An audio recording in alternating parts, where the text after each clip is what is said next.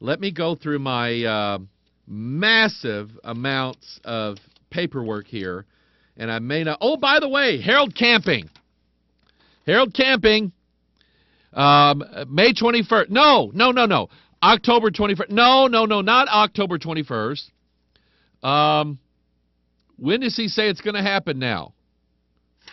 2012.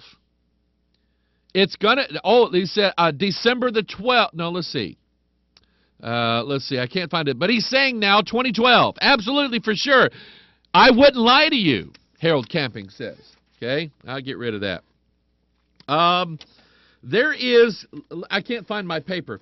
There is going to be something that is going to happen on 9/11, or excuse me, 9/11, November the 9th. The FCC, the federal government, is going to shut off all the. They're going to take over. Now, I have a friend in broadcasting. He used to be on KJSL, which was a Christian talk radio station here in St. Louis area. He used to be on there, and we got acquainted, and we've grown to be good friends with one another. And he said, "Mike, I'm going to show you something." And he took me into the transmitter room of this radio station, and he pointed to a box, a device, and he said, "See that?" And I said, "Yeah." He said, "Do you know what that is?" And I said, "No." He said, "That is the government's box that when they get ready to take over, they're taking over." And I went, "Oh!" And, of course, this was 1995, 96, 97, somewhere around in there. And I went, "Oh!" And he said, "Yeah, back in the old days when the Federal Communications Commission needed to do a test, they left it up to the individual broadcast station. They made a rule and said every so often you have to do a test of the emergency response system." And so they would say, "This is only a test," and it would annoy you for 30 seconds. If this were an actual emergency, you would have been told where to tune in for news and local information. And so they used to do that, and the FCC told the stations, you have to do this so many times a year, and the stations would then be obligated to do it, but the government wouldn't necessarily take over. But now, starting in the 90s, they were putting a box into radio stations, TV stations, probably cable outlets and satellite outlets as well, that they're not leaving it up to the local TV or radio stations to do this on their own like they're supposed to. There is a device that has been over the years put in there that when the government goes and they pull a switch, they now control all the radio, TV, everything, and probably the internet as well. And so now there's the facts and there's the hype, okay? And when things like this come up, some people automatically leap from facts to hype, okay? I'm sure there's somebody out there that says they're going to shut the radio stations down. Rapture! We're going to be raptured, okay? Or New World Order or anything, I don't know. The question is, there's an occult significance. Yeah, okay, I think there is. Get or go to our website and watch the video, The Beast of 9/11, and you'll kind of understand this idea of these two numbers together, 9 and 11. It's sort of the sequel to the Babel conspiracy, which we have recently redone to sort of give it updated graphics and things like that. But anyway, I think that there's something to what I want to think. I want to think that the people sitting up at near the top of this stuff are going, "Hey, you want to get some conspiracy theories all riled up? Okay, watch this." And they turn off all the radios and TVs on 9/11, and then everybody jumps out of their skin and says, "Oh my goodness, here it goes." That date, I think, will be significant, along with 11/11/11. But what we have to do is we have to wait and see what happens on that day, and then we'll come back and say, this is that which was spoken, and so on. Steve says, hi, Pastor Mike, the Turkey earthquake.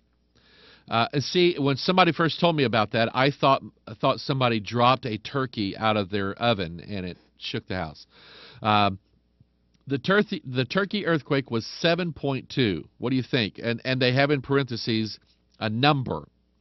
That says, when I saw the headlines, that really stuck out.